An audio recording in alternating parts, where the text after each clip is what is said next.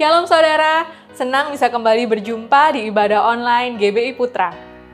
Rekaman ibadah online ini tetap bisa saudara saksikan setiap saat di YouTube channel GBI Putra Official. Saudara juga dapat mengikuti ibadah doa malam setiap pukul 20 hari Selasa dan Jumat bersama gembala kita di Instagram @sukirnotarjadi. Mari kita siapkan hati kita masuk dalam doa. Tuhan, kami bersyukur atas penyertaan Tuhan sepanjang minggu ini. Kami melihat kebaikan-Mu Tuhan tidak pernah putus dalam hidup kami. Pada hari ini kami semua datang di tempat kami masing-masing Tuhan, bersatu hati mencari wajah-Mu Bapa. Kami percaya saat kami datang, Tuhan melawat kami disembuhkan, kami diubahkan, dan banyak berkat-berkat yang kami terima Tuhan dalam kehidupan kami.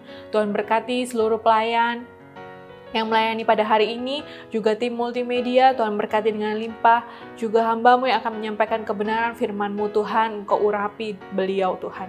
Terima kasih Tuhan, juga Tuhan melembutkan hati kami supaya hari ini kami boleh menyembah dan memuji Engkau serta belajar firman-Mu Tuhan dengan baik. Terima kasih Tuhan, kami tolak patahkan segala gangguan dan kuasa si jahat dalam nama Tuhan Yesus. Kami siap untuk memuji menyembah Engkau dan beribadah kepadamu Tuhan. Dalam nama Tuhan Yesus, haleluya, amin. Selamat beribadah, selamat hari Minggu, Tuhan Yesus memberkati.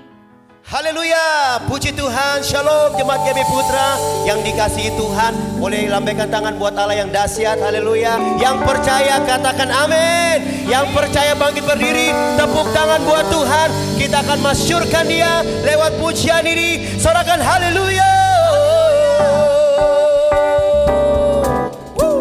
Mari Bapak Ibu yang di rumah, kita bergoyang sama-sama, muliakan dia.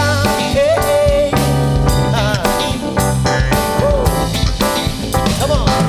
Nyanyikan, kecaplah, kecaplah dan lihatlah betapa baiknya Tuhan itu. Rasakan dan nikmati kasih setia Tuhan. Oh, kecaplah, kecaplah dan lihatlah betapa baiknya Tuhan itu. Rasakan dan nikmati kasih setia Tuhan. Mari bersyukur, syukur bagimu Tuhan, segala hormat bagimu Tuhan. Amin. Allah yang mengasihiku, Allah yang meliharaku, Allah yang memelihara. Oh, syukur bagimu Tuhan, segala hormat bagimu Tuhan. Amin. Allah yang mengasihiku, Allah yang memeliharaku selamanya. Mari menari buat Tuhan, bergoyang bagi Tuhan. Katakan, kecaplah dan lihatlah, kecaplah dan lihatlah. Oh, oh, betapa baiknya Tuhan itu. Rasakan dan nikmati kasih setia Tuhan. Kecaplah dan lihatlah, kecaplah dan lihatlah betapa baik, amin, baiknya Tuhan itu.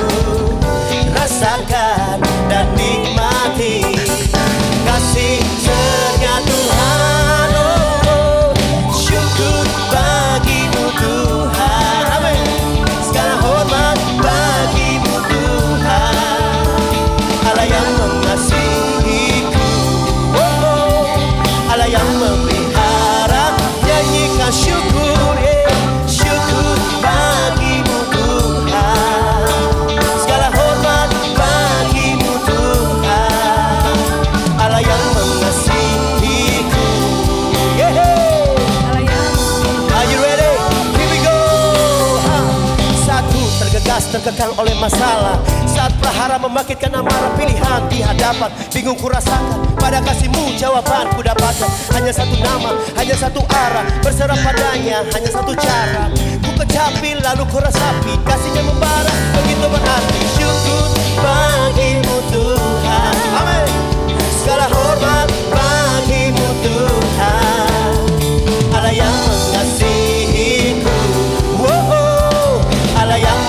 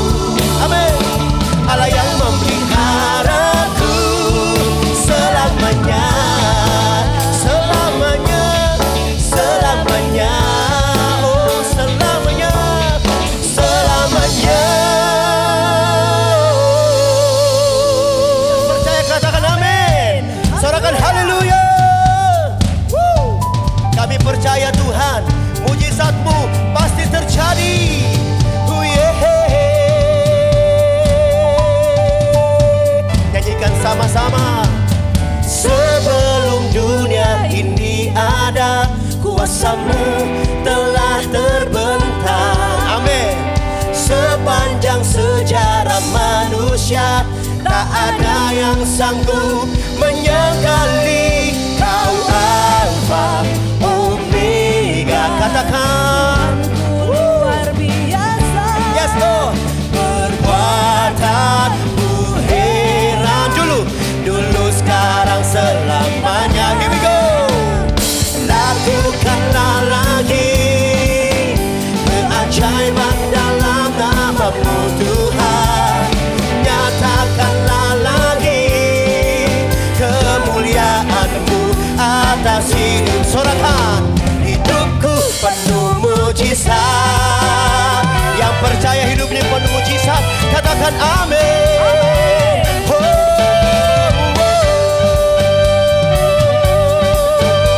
Mari jemaat GBI Putra katakan, sebelum dunia ini ada, kuasa-Mu telah terbentang. Yes Lord. Sepanjang sejarah manusia, tak ada yang sanggup menyangkali. Kau Alfa Omega, Tuhanku luar biasa. Perbuatan-Mu heran. Dulu sekarang siap. 1, 2, go. Lakukanlah lagi keajaiban dalam nama-Mu Tuhan. Nyatakanlah lagi kemuliaan-Mu atas. Lakukanlah lagi, amin. Keajaiban dalam nama-Mu Tuhan. Nyatakanlah lagi kemuliaan-Mu atas hidup. Sorakan, hidupku penuh mujizat. Haleluya. Yeah, yeah, yeah, yeah. Mari angkat tanganmu, katakan kau Alfa. Come on. Kau Alfa Omega, Tuhanku luar biasa. Perbuatan-Mu heran. Dulu sekarang selama. Kau Alfa Omega, Tuhanku luar biasa. Perbuatan-Mu heran. Katakan kau Alfa Omega, Tuhanku luar biasa. Perbuatan-Mu heran. Dulu sekarang selamanya. Go. Lakukanlah lagi keajaiban dalam nama-Mu Tuhan. Nyatakanlah lagi kemuliaan-Mu, amin. Lakukanlah lagi, oh, keajaiban dalam nama-Mu Tuhan. Nyatakanlah lagi kemuliaan-Mu atas hidupku. Hidupku penuh mujizat. Oh, hidupku, yeah. Hidupku penuh mujizat. Katakan dengan iman, hidupku, oh, oh. Hidupku penuh mujizat. Yang percaya katakan amin.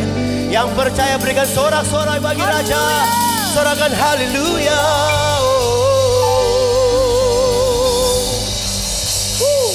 Silakan duduk dalam hadirat Tuhan Bapak Ibu. Kita bangga punya Tuhan yang dahsyat, amin.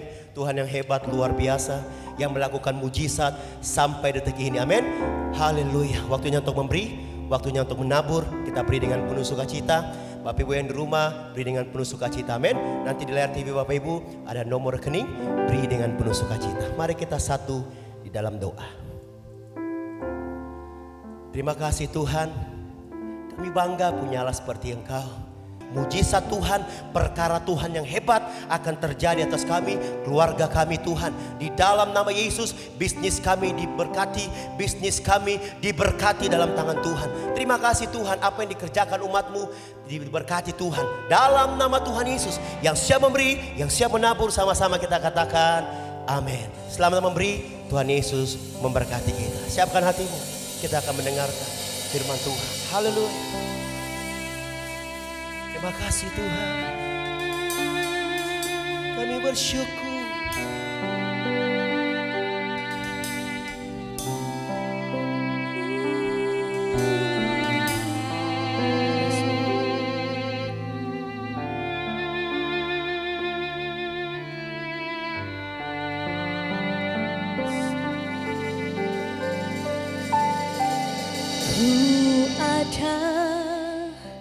Sebab anugerahmu,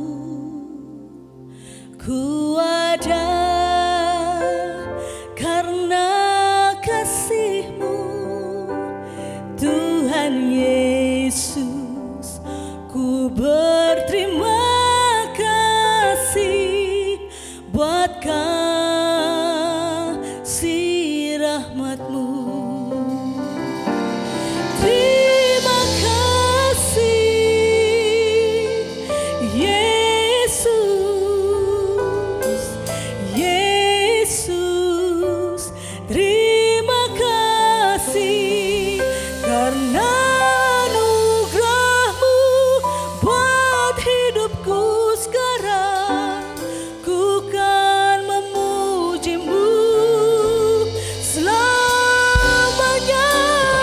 Tangan bagi Tuhan yang baik, saudara. Amin. Mari nyanyikan pujian ini di hadapan Tuhan. Haleluya. Kami ada sebab anugerahmu, ku ada karena kasihmu, Tuhan Yesus.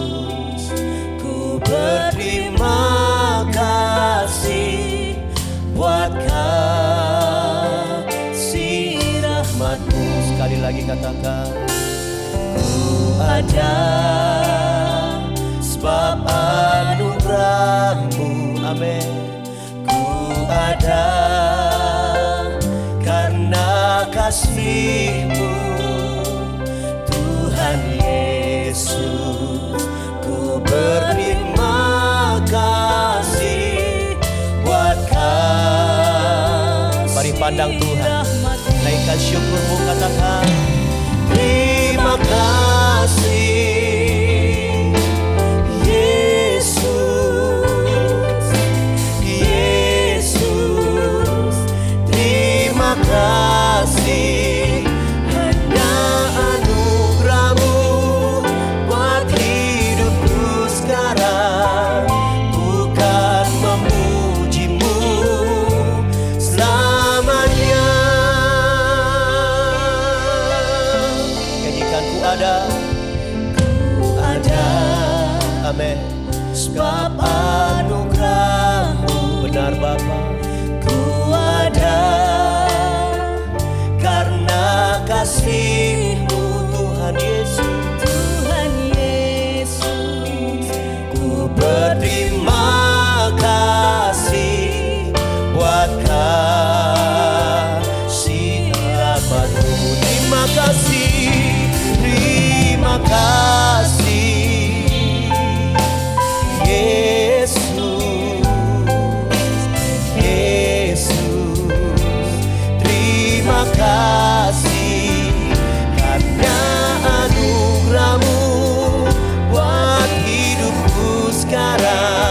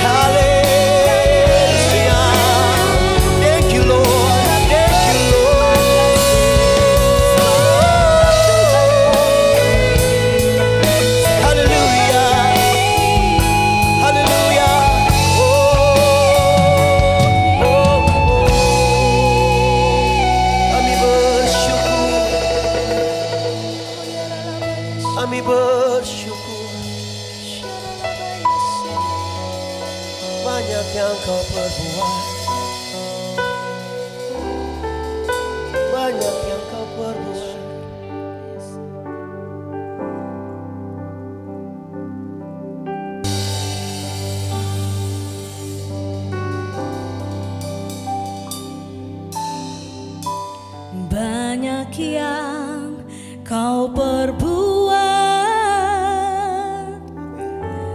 di dalam hidupku. Rancangan indahmu terjadi di hidupku. Bapa yang mengerti segala yang ku perlu, kasih-Mu sempurna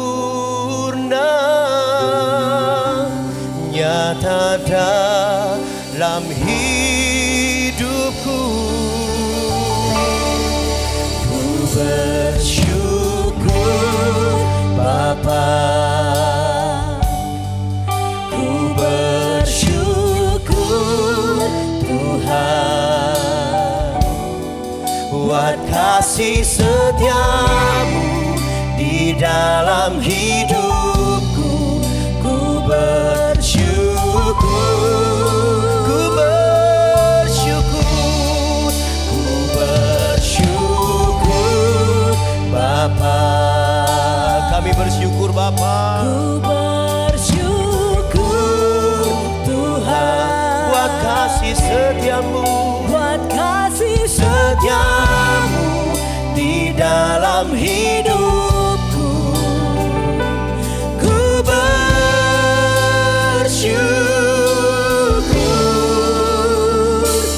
Tuhan. Berikan tepuk tangan buat hamba yang lainnya. Haleluya. Terima kasih Bapa. Mari nyanyikan pujian ini sama-sama. Katakan, banyak yang kau perbuat, amin, di dalam hidupku. Rancangan indahmu terjadi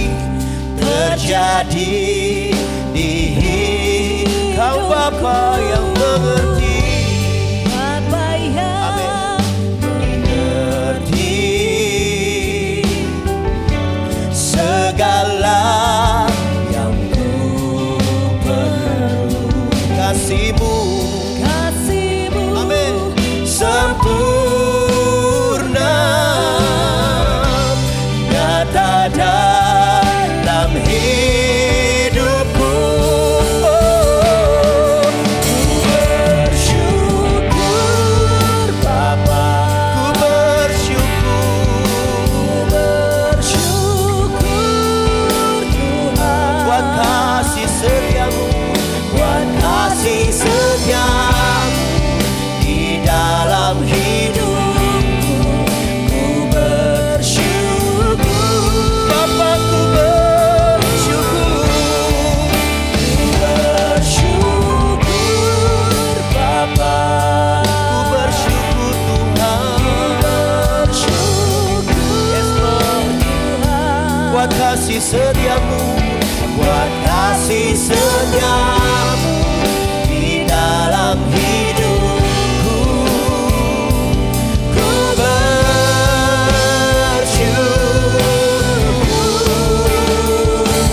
Tuhan,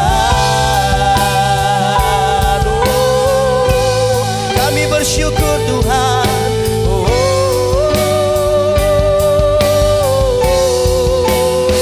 katakan, tak ada lembah kelam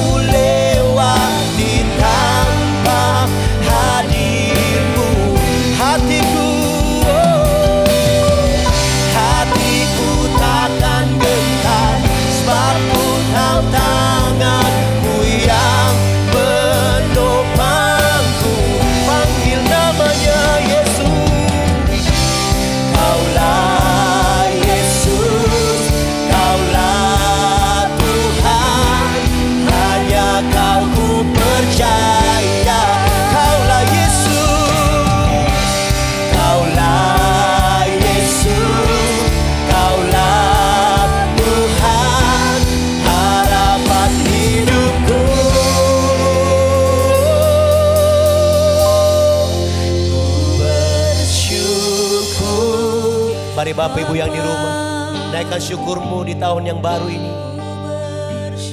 Bersyukur atas segala kebaikan Tuhan, atas segala kedahsyatan Tuhan bagi keluargamu. Amin. Di dalam hidupku ku bersyukur Tuhan, ku bersyukur Bapa, ku bersyukur Tuhan, oh buat kasih setiamu di dalam hidupku. Ku bersyukur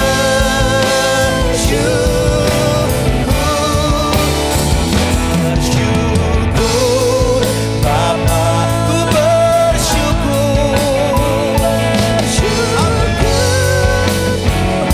buat kasih setiamu, buat kasih setiamu di dalam hidupku. Ku bersyukur, oh Bapa, kami bersyukur. Haleluya. Bersyukur Tuhan buat kasih setiamu di dalam hidupku. Ku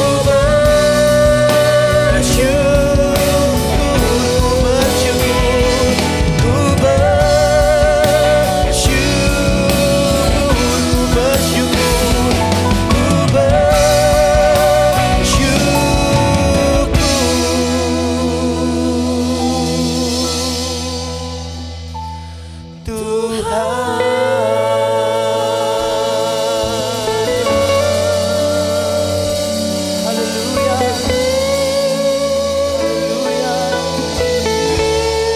Bersyukur Bapa.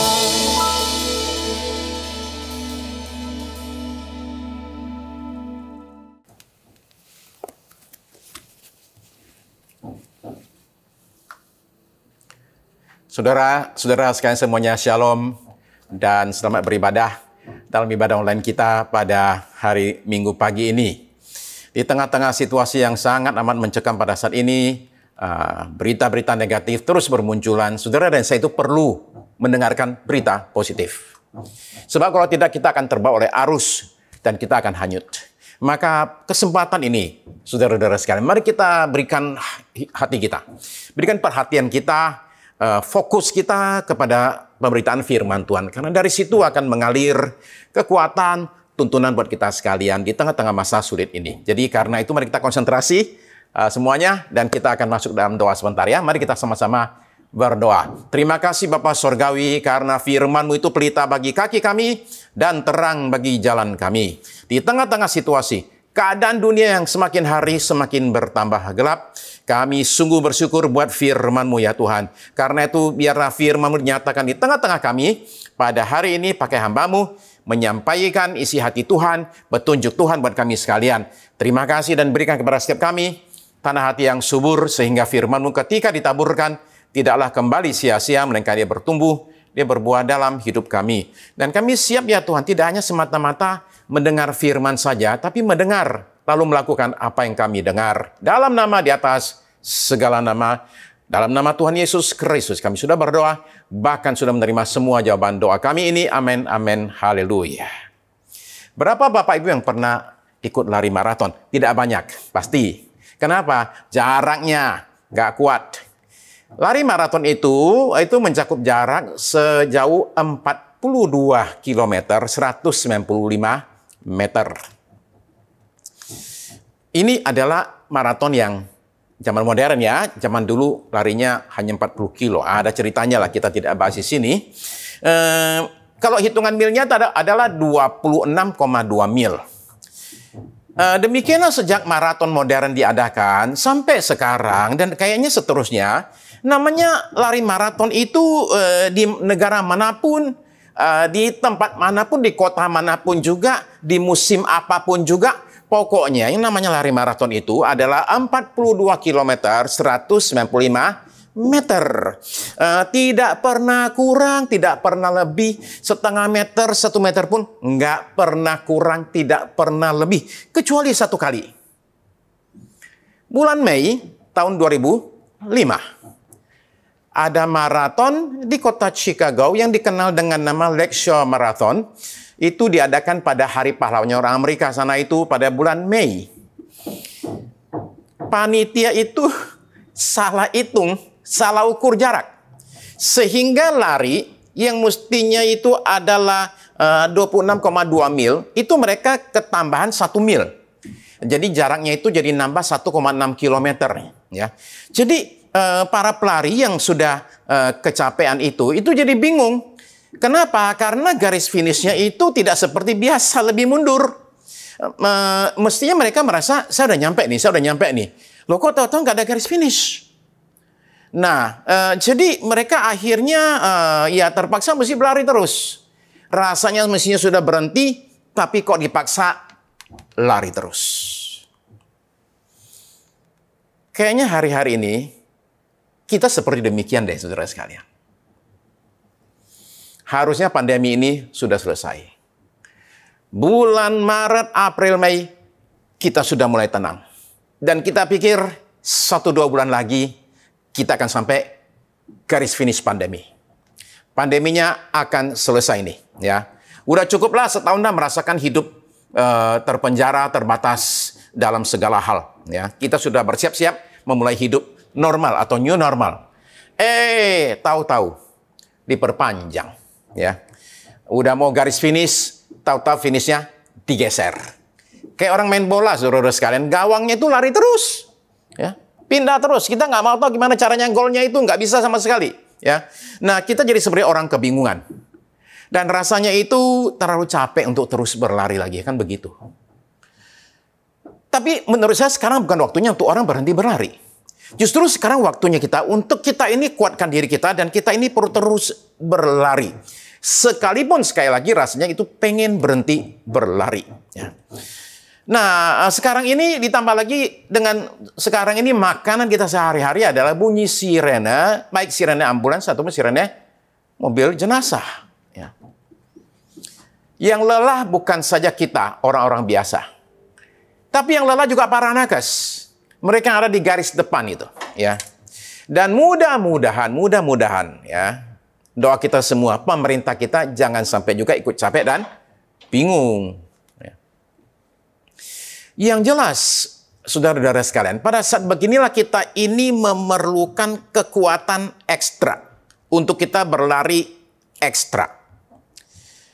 Dan firman Tuhan itu menjadi pegangan buat kita. Maka saja kita semua terima kekuatan dari firman Tuhan, diambilkan dari Ibrani 12 ayat 1 sampai 3. Ibrani 12 ayat 1 sampai 3 itu semua kita sering mendengar ayat ini dibacakan. Ibrani 12 ayat yang ke-1 sampai ayat yang ke-3.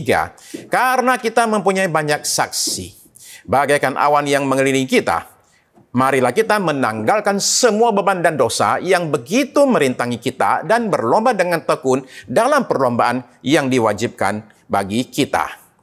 Marilah kita melakukannya dengan mata yang tertuju kepada Yesus yang memimpin kita dalam iman dan yang membawa iman kita kepada kesempurnaan, yang dengan mengabaikan kehinaan tekun memikul salib, ganti sukacita yang disediakan bagi Dia yang sekarang duduk di sebelah kanan tahta Allah. Ayat 3. Ingatlah selalu akan Dia yang tekun menanggung bantahan yang sehebat itu terhadap dirinya dari pihak orang-orang berdosa, supaya jangan kamu menjadi lemah dan putus asa.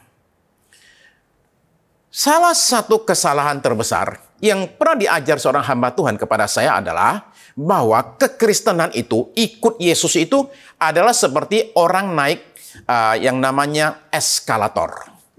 Dia bilang, kamu cukup pijakkan kakimu ke eskalator dan kamu diam aja. Eskalator akan jalan sendiri sampai ke tujuan. Nggak usah ngapa-ngapain, nggak perlu apa-apa, cukup berdiri saja.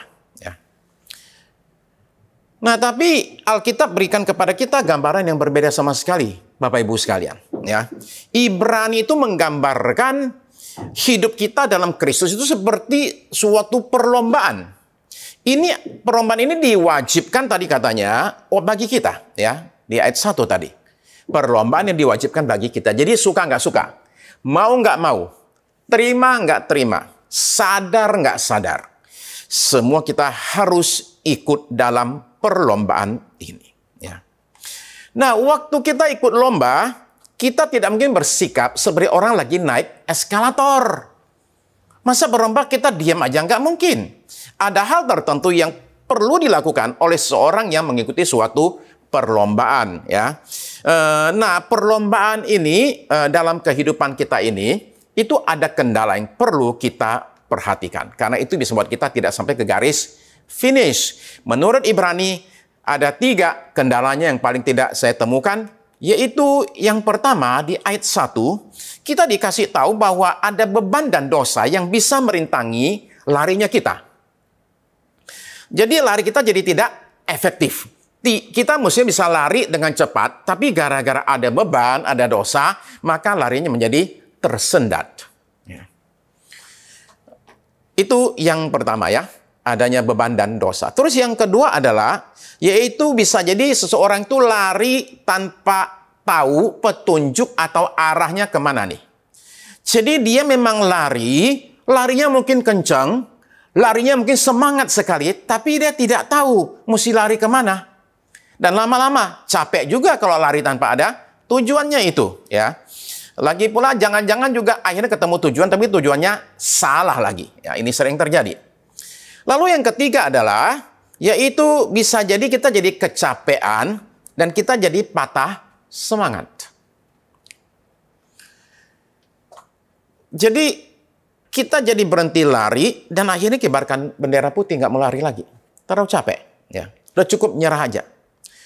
Nah, masa pandemi ini adalah masa di mana kita ini seringkali merasa kita ini ada beban berat. Mau lari susah.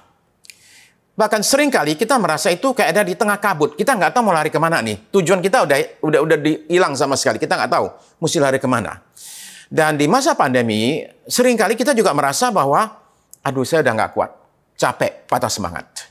Jadi ketiga bahaya yang dinyatakan oleh Ibrani 12, ayat 1-3, itu muncul dalam masa pandemi yang demikian. Jadi karena itu, saya mengajak kita, untuk kita ini bisa dapat dari firman Tuhan, temukan kekuatan, temukan petunjuk buat kita sekalian. Bagaimana caranya kita ini mesti pastikan kita terus berlari sampai kepada garis finish. Yang pertama, saudara sekalian, yaitu 1, kita mesti menjaga sikap kita. Jaga sikap kita. Oke, ayat 1. Saya baca bagian potongan ini. Marilah kita menanggalkan semua beban dan dosa yang begitu merintangi kita. Bapak Ibu tahu nggak di Finlandia, setiap tahun ada berlangsung satu lomba yang unik sekali, yaitu lomba lari menggendong istri. Saudara sekalian, jadi mereka gendong istri mereka, kemudian sampai lari 300 meter melewati jalan yang agak menurun, kemudian ada masuk ke kolam dan lain sebagainya lah ya. Nah, kita tentu tahu lah kalau gitu kayaknya pemenangnya pasti yang istrinya itu beratnya kayaknya di bawah 60 kali ya, di bawah 50. Di bawah 50 tuh nggak boleh, ada aturannya itu. Kalau istrinya itu katakanlah beratnya itu cuma 45 kilo, maka dia mesti dikasih beban tambahan nih ya. Dikasih, nggak tahu lah, kasih kacang, kasih tepung, atau kasih air, atau apa gitu. Kemudian supaya beratnya itu mencapai minimal 49 kilo. Ya, itu minimalnya itu.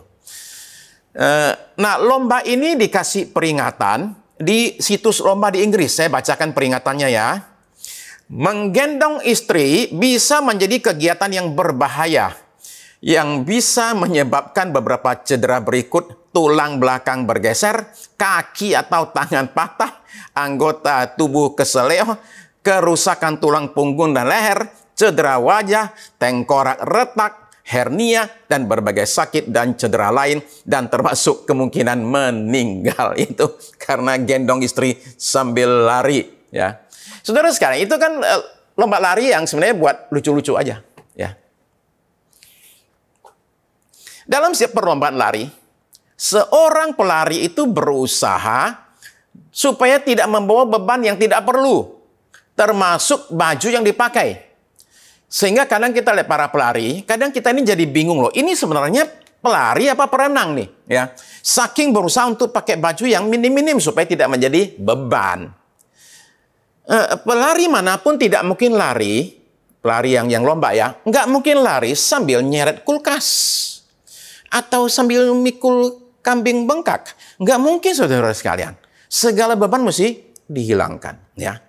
Nah, beban dan dosa, kata Ibrani, itu begitu merintangi kita.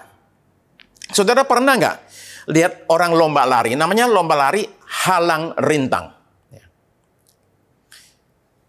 Sepanjang jalurnya sepelari itu, sejauh 3 km yang paling jauh, itu dipasangin 28 gawang kecil. Kemudian ada 7 kolam air yang semua mesti dia seberangi, mesti dia datangin untuk dia itu dia lewatin semua supaya dia sampai ke finish dan jadi pemenang. Ya. Nah, saudara sekalian, bayangkanlah sekarang, bandingkan sekarang dengan lomba lari maraton, ya, yang mulus saja perjalanannya. Nah, tapi saudara coba bayangkan begini ya. Bayangkan bahwa saudara lomba lari maraton 42 km, tapi dikasih rintangan. Banyak sekali tengah jalan gawang, jadi saudara mesti lompatin gawangnya. Kemudian di situ berarti ada sekian puluh, sekian ratus kolam air yang saudara mesti lewati semuanya. Ada sekian ratus, barangkali ribuan penghalang ya, untuk kita ini bisa lewati itu semua. Nah, saudara-saudara coba kalau boleh pilih ya, pilih yang mana nih? Pilih yang larinya pakai banyak rintangan, banyak halangan, atau pilih lari yang tanpa rintangan. Kita pilih yang mana? Otomatis kita akan pilih yang tanpa rintangan. Dan itu adalah perintah dari Ibrani. Penulis Ibrani itu mengajak kita, dalam lomba lari kita mengiring Yesus ini di dunia ini, mari kita menanggalkan semua beban dan dosa yang katanya begitu merintangi kita. Biar larinya kita itu enak gitu loh. Jangan sampai kita pilih lari yang susah, saudara-saudara sekalian. Ya. Nah, apa yang dimaksud dengan beban? Beban adalah bicara tentang hal-hal di luar dosa. Beda dengan dosa. Hal-hal di luar dosa yang bisa membuat kita larinya itu menjadi tidak efektif. Ya. Kayak apa beban itu? Daftarnya panjang sekali. Beban itu adalah kebiasaan buruk. Bisa macam-macam. Dari soal makannya, sampai soal jam tidurnya, sampai soal kebiasaan suka telat, macam-macam lah itu kebiasaan. Bad habits itu, ya. Beban itu juga bicara tentang sikap kita yang barangkali tidak tahan banting, terlalu manja, banyak sekali protes, sering komplain, kemudian terlalu dengerin apa kata orang, hidup menurut pandangan manusia, yang sebenarnya demikianlah. Itu bukan dosa, tapi itu membuat kita itu larinya itu menjadi lebih susah. Kalau hidup banyak khawatir, mikirnya yang negatif-negatif melulu, ya, seperti demikian, itu akan membuat kita jadi susah berlari. Nah, itu pun namanya beban. Ya. Dari sudut pandang orang dunia saja, hal-hal yang saya sebut tadi itu mesti dihilangkan. Apalagi kita dalam Tuhan. Ya. Nah, kalau beban itu saya gambarkan seperti orang ikut lomba lari sambil mikul sesuatu beban berat. Kalau dosa itu beda. Dosa itu ibaratnya badan kita ada luka, ada sakit. Sehingga kita ketika berlari, kita akhirnya akan mengalami kesakitan. Ya. Jadi nggak kuat berlari.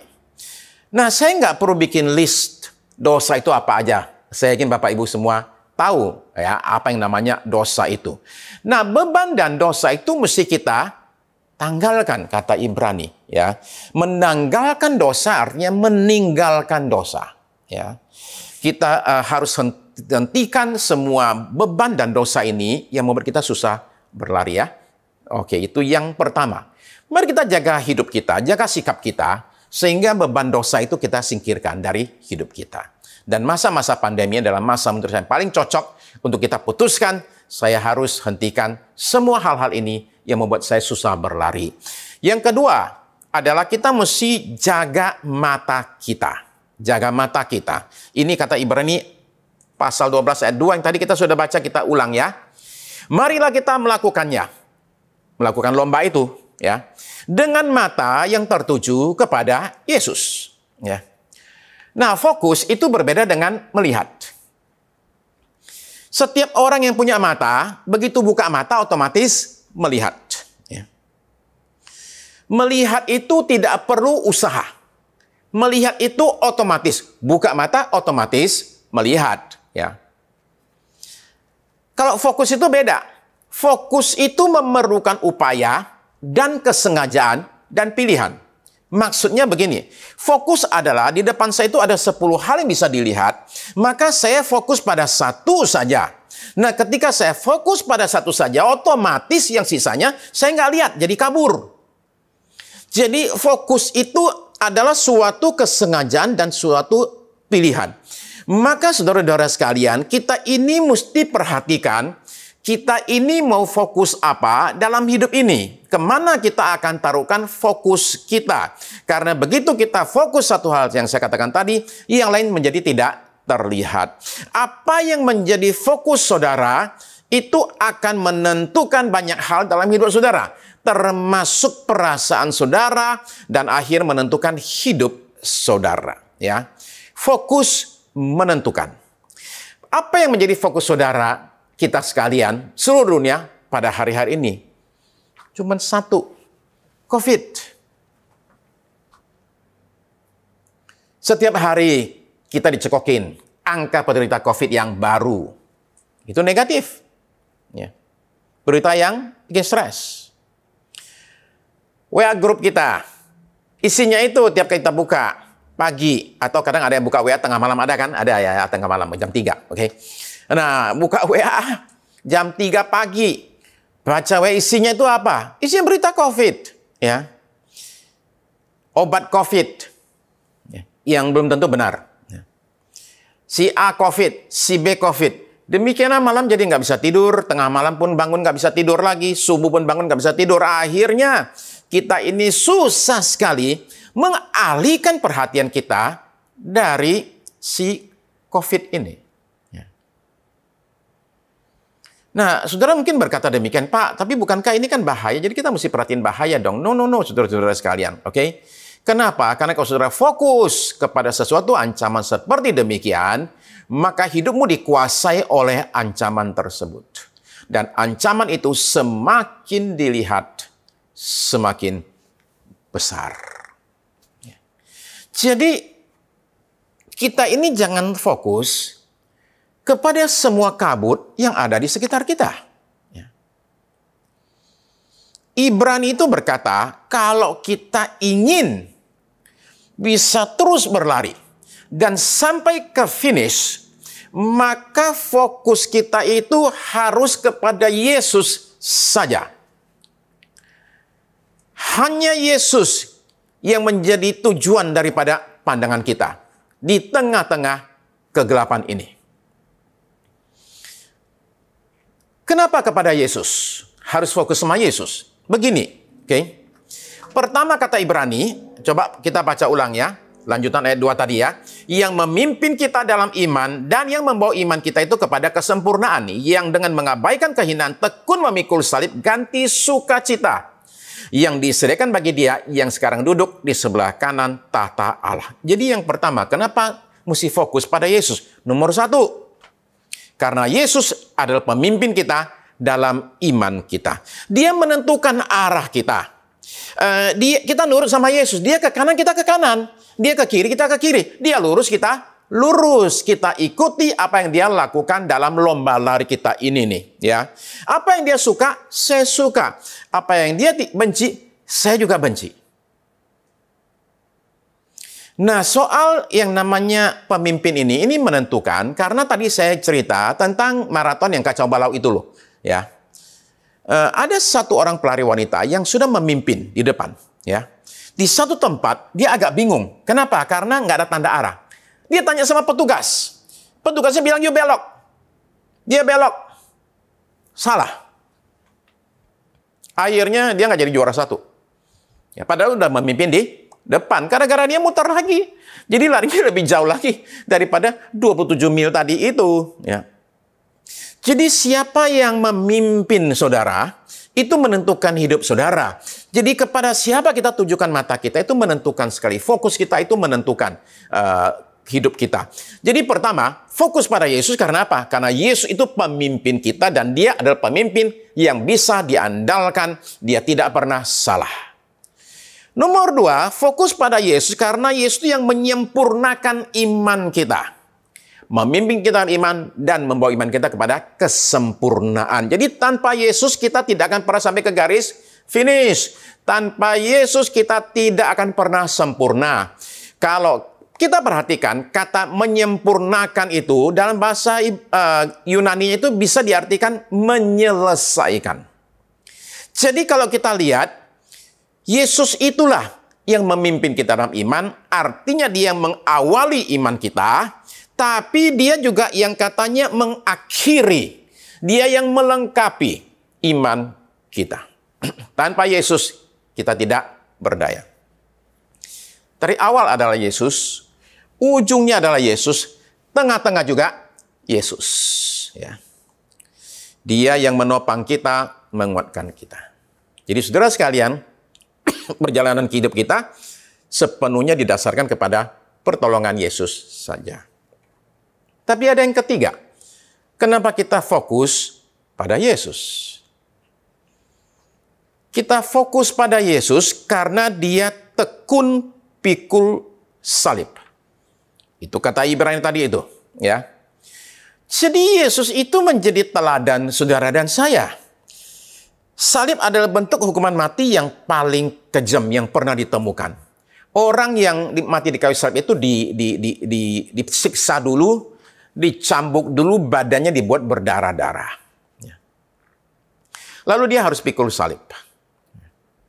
Yang nanti dipakai buat membunuh dia itu. Dia mesti pikul salib itu, dan sampai di tempat eksekusi, dia kemudian dipaku di tangan dan di kaki, salib dinaikkan supaya dia menjadi tontonan orang berhari-hari. Jadi hukuman mati di kayu salib adalah bentuk hukuman mati yang paling menyakitkan, yang paling lama juga bisa berhari-hari, tapi juga yang paling menghina. Nah, Yesus itu tahan menjalani semua itu. Jadi kalau kita bayangkan penderitaan Yesus di kayu salib, ketika dia itu ditelanjangi, ketika dia dicambuk, ketika dia dipukul, dia dihajar, dihina, dikasih mahkota duri, dipaksa pikul palang salibnya, dipaku kaki dan tangannya, ditaruh di atas sana, di kayu salib itu, kemudian ditusuk lambungnya. Ketika kita membayangkan semua itu, kita bilang demikian, saudara-saudara sekalian. Apa yang saya alami ini, nggak ada apa-apanya dibandingkan dengan yang Yesus alami karena saya. Sebab dia itu maju ke kayu salib menggantikan saudara dan saya. Kita yang seharusnya disalib, tapi dia maju ke sana supaya kita tidak usah disalib. Jadi kalau kita bayangkan ini, apalah artinya kesusahan kita pada saat ini? Bukan mengecilkan kesusahan kita, saudara sekalian. Saya tahu saudara ada yang mengalami hal yang berat sekali hari-hari ini. Mungkin pasanganmu menjadi korban COVID. Mungkin orang tua, mungkin anak, mungkin tante, ponakan, mungkin siapapun juga orang kita kasihi. Itu beratnya bukan main, ya. Mungkin yang jadi korban COVID bukan satu, tapi lebih. Saudara semua tahu bahwa di keluarga kami itu, kami kehilangan 6 orang anggota keluarga karena COVID. Ya. Mungkin juga dari satu kehilangan terjadi konsekuensi yang lain. Umpama karena yang dipanggil Tuhan itu ternyata adalah pencari nafkah. Sekarang muncul masalah yang lain lagi. Jadi saya memahami saudara sekalian bahwa semua kita dalam situasi yang beratnya bukan main. Saya hanya ingin mengatakan dalam situasi begini, kita tetap tujukan mata kita kepada Yesus. Karena saya percaya bahwa Yesus tidak akan biarkan anak-anaknya itu terlunta-lunta. Kalau manusia tidak bisa disuruh oleh Tuhan, Tuhan itu bisa pakai burung gagak. Seperti dia kasih makan kepada Nabi Elia. Tuhan itu sanggup lakukan hal yang di luar pemikiran manusia. Maksud saya dengan burung gagak saat ini adalah barangkali burung gagak beneran, saya percaya juga bisa. Tapi gagak ini juga bisa diartikan orang yang tidak pernah kita kira sama sekali.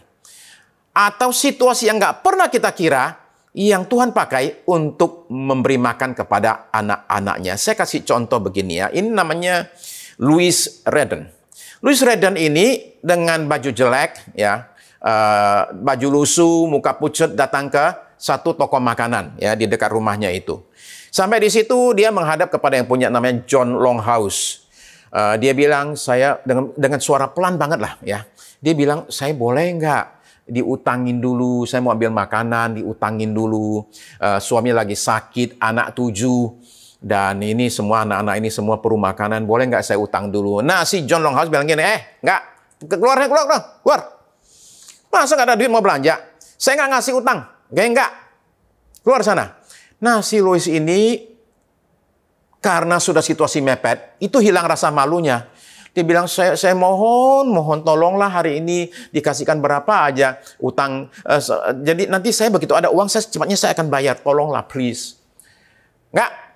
Nah, tapi di dekat situ seorang pria berdiri dan melihat ini percakapan itu, terus dia bilang gini, bos, kasih dia aja, ya. Nanti hitung, nanti saya yang tanggung, ya, pembayarannya. Nah, tapi si yang punya toko ini kayaknya masih sebel deh, karena dia ngomong begini, ya udah, ada daftar belanja nggak? Ada. Taruhin di timbangan. Ntar suruh kasih timbangan, nanti saya masukin, nanti cocokin sama berat kertasnya. Wah, ini saudara-saudara sekalian, kertas itu kan nggak ada beratnya. Masa disuruh taruh kertas sebelah sini, makanan sebelah sini. Bapak Ibu tahu timbangan yang zaman dulu itu ya, yang 2 sisi itu. Jadi biarnya seimbang. Kan nggak mungkin dong, ya toh? Kan kertas nggak ada beratnya, ya. Jadi itu orang memang nggak pengen ngasih. Ya. Jadi dia tunjuk timbangannya, taruh aja kertas itu. Nah, si Louis Redden ini itu ambil dari tasnya selembar kertas. Terus dia tulis. Nah, dia tulis sambil dia nunduk, nggak lihat ke depan, terus dia juga taruh sambil nggak lihat, dia taruh aja di situ. Dan si pemilik toko dan pria itu kaget melihat bahwa timbangan itu begitu kena kertas itu tiba-tiba turun, seolah-olah kertas itu berat, bukannya. Lalu John Longhouse taruh makanan dan dia taruh sampai penuh tempat itu timbangan nggak naik-naik, kertasnya berat banget. Jadi ditumpuk, akhirnya nggak muat. Apa boleh buat? Ya, dia udah taruh sayur apa segala, nggak bisa juga. Akhirnya dia ambil kantong, masukin semua, kemudian kasihkan ke si Louis. Sebelum dia kasih, pas dia kasih, habis kasih, dia sambar itu kertas. Dia pengen tahu ini kertas apa. Dan dia lihat kertasnya, ini tulisan di dalam kertas ini ya. Di kertasnya, saya bacain. Itu ternyata bukan daftar belanja. Itu ternyata adalah tulisan. Ini tulisannya. Tuhan, Engkau tahu apa kebutuhanku. Dan aku serahkan semua ke dalam tangan-Mu. Itu saudara sekalian yang bikin kertas itu jadi beratnya bukan main. Ternyata isinya doa. Nah, dia ambil makanan, kemudian dia dengan cepat-cepat pulang. Terima kasih kepada pria tadi itu. Nah, pria tadi keluarin uang $50. Dia bilang, wow, ini luar biasa nih. Belum pernah lihat nih. Ini cukup nih, $50 nih. Oke, dia pergi. Setelah mereka berdua pergi, John Longhouse lihat ke timbangannya. Dan ketika dia cek, ternyata timbangannya itu rusak. Sebelum si Louis datang, timbangan masih bagus. Begitu dia masuk, timbangannya jadi rusak. Saudara-saudara sekalian, Tuhan itu punya cara memberkati anak-anaknya. Maka pada hari ini, mari kita tujukan mata kita kepada Yesus. Jaga mata kita, ya. Lalu yang ketiga adalah jaga pikiran kita. Perhatikan ayat 3, ya. Dari Ibrani 12. Ingatlah selalu akan Dia yang tekun menanggung bantahan yang sehebat itu terhadap dirinya dari pihak orang-orang berdosa, supaya jangan kamu menjadi lemah dan putus asa. Pada saat ini, ada banyak hal menuntut perhatian kita. Ada keluarga yang sakit, ada teman yang sakit, ada banyak hal berusaha untuk mengambil alih perhatian kita. Nah, kita jangan teralih kepada pikiran-pikiran yang tertentu, terutama pikiran ketakutan dan kekhawatiran. Ya, pertempuran terbesar saat ini dalam hidup kita adalah pertempuran di pikiran kita, saudara-saudara sekalian. Karena saking tadi saya katakan, bunyi ambulans sekarang kita terbiasa, bunyi mobil jenazah kita terbiasa, kemudian berita di TV, berita di koran, berita di internet, berita di WA group, semua berita itu isinya adalah hal-hal yang mengkhawatirkan. Dan kalau kita nggak hati-hati, maka pikiran kita bisa terkesampingkan, dibawa, ya. Tidak lagi ingat akan Yesus. Tapi ingatnya selalu COVID. Ya. Elsar itu dulu pengurus teens kita, itu pasang foto saya sama dia. Foto kami 15 tahun lalu di kota Vancouver. Jadi dia pasang lah ya di story-nya dia di Instagram. Jadi saya juga kemudian saya juga pasang di story saya ya. Saya share di situ. Nah, pas story itu muncul, foto saya 15 tahun lalu sama Elsar, mendadak saya di DM sama Pak John Mantova. Pak John itu tanya begini, Pak Sukirno, itu foto lama aja kan? Bukan ada apa-apa sama Elsar kan? Saya pikir kenapa dia begini, ngomongnya begini. Oh, saya baru sadar. Saya baru sadar dalam masa begini. Jadi saya bilang sama Pak John Mantova, saya bilang, John, itu foto lama aja, Elsar nggak apa-apa, tapi you made a good point, saya bilang. Karena dalam masa medsos begini, saudara-saudara sekalian, ya, saat kita dengar berita, si ini meninggal, si itu masuk rumah sakit, dan lain sebagainya, itu ketika kita naruh foto orang di Instagram kita, di Facebook kita, itu bisa orang terus kemudian berpikir, oh ya ada apa dengan orang ini, apakah dia meninggal? Nah, jadi demikianlah kita ini, hari-hari ini harus perhatikan pikiran kita. Itu namanya apa? Diobok-obok, diobrak-abrik oleh berita negatif ini. Kita perlu, saudara-saudara sekalian, ingatlah selalu akan Yesus. Kamis lalu, saya pagi-pagi pergi tes PCR. Ya. Malamnya hasil keluar. Saya positif COVID dengan CT 37,66. Ya, cukup tinggi sih. Ya. Saya tidak ada rasa apa-apa, nggak ada gejala apa-apa. Ya. Tapi karena itu positif, ya, saya putuskan bahwa besok paginya, hari Jumat, saya tes ulang. Ya.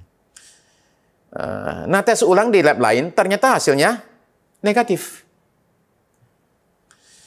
Saya leganya bukan main. Sepanjang hari itu, nunggu hasil keluar itu, hari Jumat itu, kan Kamis malamnya saya tahu saya positif. Pada Jumat itu, sepanjang hari itu, kayaknya nggak ada pengen kerja, nggak pengen ngapa-ngapain deh. Ya, begitu dikasih tahu hasilnya negatif, leganya bukan main. Nah, Maret lalu, saya pernah alami yang sama. Yaitu saya tes PCR didapati positif, kemudian tes ulang lagi sehari kemudian negatif, tes ulang lagi 3 hari kemudian juga negatif. Ya, jadi memang nggak itu istilahnya false positif. Ya. Nah, jadi kondisi saya waktu hari Kamis Jumat itu nggak ada masalah sama sekali. Ya. Tapi saya stres. Ya. Tertekan saya yang kemarin. Kenapa? Saya kasih tahu. Bedanya apa dengan Maret lalu? Maret lalu saya nggak apa-apa, nggak ada tertekan, nggak ada stres sama sekali. Bedanya apa? Saya kasih tahu bedanya. Maret lalu, saudara-saudara sekalian, berita tentang COVID itu lagi menurun. Tapi sekarang ini, COVID-nya lagi merajalela. Jadi pikiran itu menentukan. Sekarang ini pikiran kita ini adalah rumah sakit penuh nih. Kalau saya kena gimana nih? Obat-obatan katanya susah. Oksigen nggak ada. Demikianlah kita punya pikiran itu betul-betul tadi saya bilang diobok-obok itu, saudara sekalian. Ya. Nah, jadi kita ini secara kejiwaan jadi lebih tegang. Ya. Jadi lebih resah dibandingkan dengan bulan-bulan yang lalu. Pikiran itu harus kita kuasai. Kalau tidak, dia akan menguasai kita. Kita kuasai pikiran atau pikiran yang menguasai kita. Ya, dan ini terutama bicara soal pikiran negatif. Begitu kita izinkan pikiran menguasai kita, sekali lagi, terutama pikiran negatif, maka semangat kita akan lemah dan tubuh kita, imun kita juga ikut drop. Jadi ini hal yang penting. Kalau ada orang di rumah yang sakit, yang tidak sakit, harus menguatkan semangat yang sakit itu. Ya. Jangan malah yang tidak sakit lebih shock, ya, lebih nangis, lebih lemes daripada yang sakit. Saya ulang, jangan sampai yang tidak sakit malah lebih shock, lebih nangis, lebih lemes daripada yang sakit. Yang sakit tenang-tenang aja, nggak sakit udah wah kemana-mana. Oke, ya. Akhirnya jadi nggak lucu. Yang tidak sakit, akhirnya jadi malah lebih sakit daripada yang sakit. Yang tidak sakit, malah akhirnya lebih sakit daripada yang sakit beneran. Saudara-saudara sekalian, saat kita dengar berita kita positif, boom, mental langsung kena. Semangat langsung patah. Nah, kita mesti lawan nih. Kita mesti lawan, saudara-saudara sekalian. Ingatlah selalu akan Yesus. Jadi pikiran kita itu tertuju kepada Dia. Nah, pertanyaannya, bagian mana dari Yesus yang saya mesti pikirkan? Kata Ibrani, semuanya. Tapi terutama yang satu ini. Ingatlah selalu akan Dia yang tekun menanggung bantahan yang sehebat itu terhadap dirinya dari pihak orang-orang berdosa, supaya jangan kamu menjadi lemah dan putus asa. Saudara-saudara sekalian, ingatlah selalu bahwa sebelum Yesus itu disalib, ketika Dia masih berkeliling, mengajar, berkhotbah, menyembuhkan orang sakit, bangkitkan orang mati, berbuat banyak kebaikan di mana-mana, sudah banyak sekali tantangan, banyak perlawanan, banyak bantahan dari orang-orang yang iri hati. Jadi mari kita ingat akan hal itu. Kita ini, kalau saya pelajari dari Yesus, kita ini hidup baik. Bukan berarti orang otomatis akan baik sama kita. Kita hidup benar, belum tentu orang akan hormat sama kita. Kita tolong orang, belum tentu orang akan hargai kita. Ya, kalau kita selalu berharap begini, kalau saya baik sama orang, orang pasti baik sama saya. Saya tolong orang, orang pasti akan tolong saya. Saudara akan capek. Kenapa? Karena memang demikian hidup. Kita lakukan kebaikan, kita malah bisa dicerca orang. Itu hidup. Ya. Saudara akan kesulitan dalam lomba lari. Akan cepat sekali berhenti lari. Kalau saudara berharapnya demikian. Ya. Saya baik sama kamu, kamu baik sama saya. No. Ya. Yesus itu tekun menanggung bantahan. Dia tahanin semua. Nah, saudara dan saya juga tahan. Ingat akan Yesus yang tahan.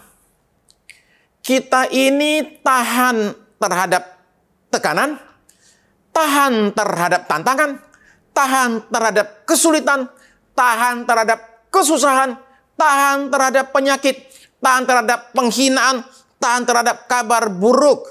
Ya. Kita tahan. Karena apa? Karena Tuhan kita tahan. Karena Dia tahan, maka kita tahan.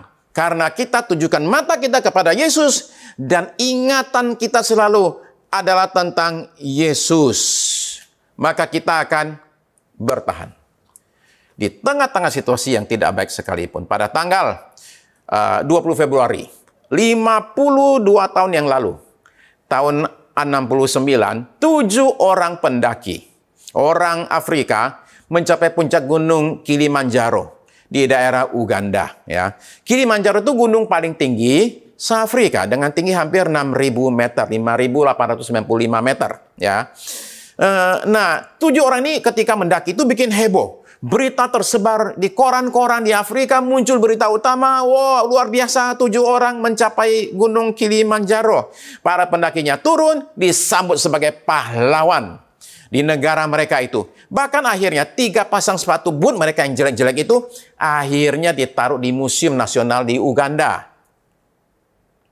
Kenapa heboh begitu? Kilimanjaro itu memang tinggi, tapi nggak susah-susah amat untuk dicapai. Lalu kenapa sampai bikin heboh? Karena 7 orang ini buta semuanya.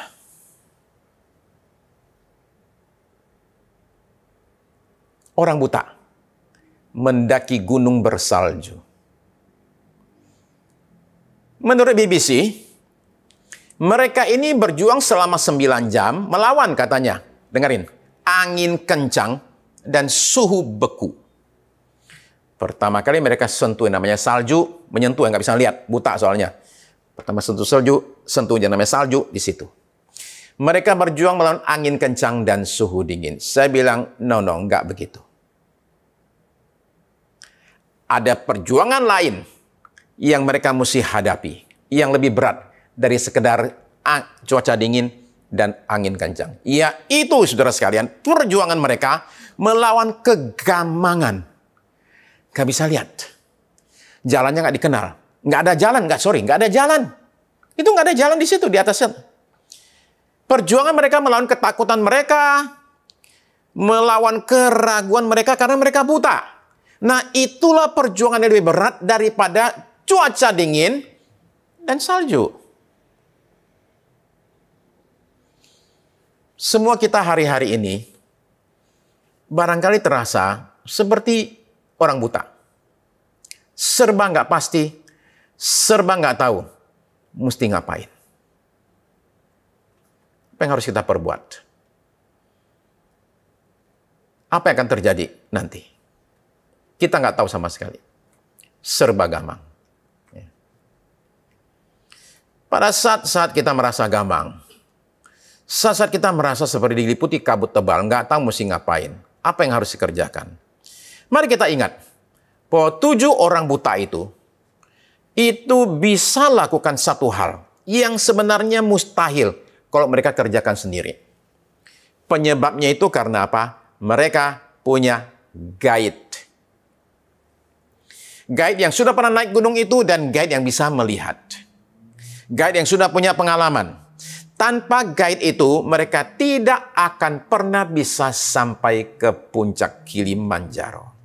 Di tengah-tengah kegelapan, kebingungan, kabut tebal ini yang melanda kita pada saat ini, Bapak Ibu sekalian, saudara-saudaraku yang kukasihi, mari kita ingat, saudara dan saya punya guide yang namanya adalah Yesus Kristus, Anak Allah yang hidup, yang sudah mati di kayu salib, dikubur dan bangkit pada hari yang ketiga, dan sekarang duduk di sebelah kanan tahta Allah Bapa.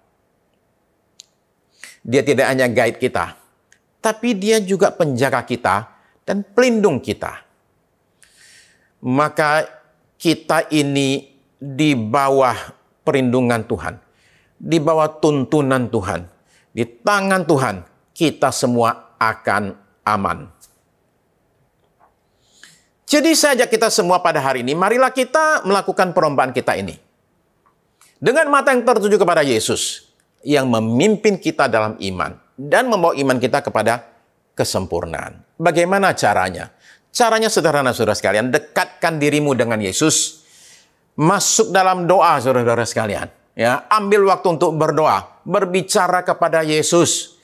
Dari hati, saudara-saudara sekalian. Kadang kita bingung mau ngomongnya apa. Bicara saja dari hati, saudara sekalian. Ya, bicara hati tentang ketakutan kita, kekhawatiran kita. Doakan orang-orang kita tahu mereka dalam keadaan susah, orang yang lagi sakit. Doakan keluarga kita. Dan banyak perlu didoakan. Doakan orang tua kita, saudara kita. Doakan bahkan tetangga kita. Doakan kita mungkin tahu si A positif, si B positif. Doakan nama-nama itu, saudara sekalian. Ya, dengan cara itu kita dekatkan diri dengan Yesus. Saudara masuk dalam pembacaan kitab suci. Ambil waktu untuk baca Alkitab. Terima tuntunan Yesus dari situ, saudara sekalian. Kalau kita lakukan itu, maka keadaan segelap apapun akan bisa kita lewati. Ya. Salah satu pengalaman saya yang paling menakutkan adalah menyetir mobil turun dari puncak bertahun-tahun yang lalu dan kemudian mendadak kena kabut tebal. Jarak ke depan hanya kira-kira 2 meter. Menakutkan sekali. Jalanannya turun beriku. Sebelah kiri tebing, sebelah kanan jurang. Ya. Mobil muncul dari arah depan. Nggak kelihatan, tahu-tahu boom, mobil. Ya. Lampu mobil nggak ada gunanya. Nggak bisa tembus kabut. Ya. Mau berhenti di pinggir jalan. Takut nanti ditabrak. Mau jalan pelan, juga takut tabrak dari belakang. Mau cepat, takut jalannya mendadak belok. Situasi yang mencekam. Saudara-saudara sekalian, dalam keadaan demikian, ya, maka kita ini bisa saja terjadi fokus pada kabut. Tapi pada saat ini, saudara sekalian, sekali lagi saya ajak kita untuk datang kepada guide kita, yang akan menuntun kita, yang akan memastikan bahwa kita semua aman sampai ke garis finish. Kita datang yuk pada Yesus dan terima kekuatan dari Dia, tapi tidak hanya itu. Kita juga terima kepekaan melalui Roh Kudus untuk kita oleh pimpinan Roh dimampukan untuk mengikuti hanya Yesus saja. Jikalau saudara sungguh mau terima tuntunan saat ini di tengah-tengah kebingungan ini, kabut tebal ini, kabut kelam ini, maukah saudara saat ini bersama dengan saya kita datang kepada Tuhan, minta Tuhan tuntun kita? Saya ajak saudara semua bangkit diri. Mari kita akan masuk dalam doa.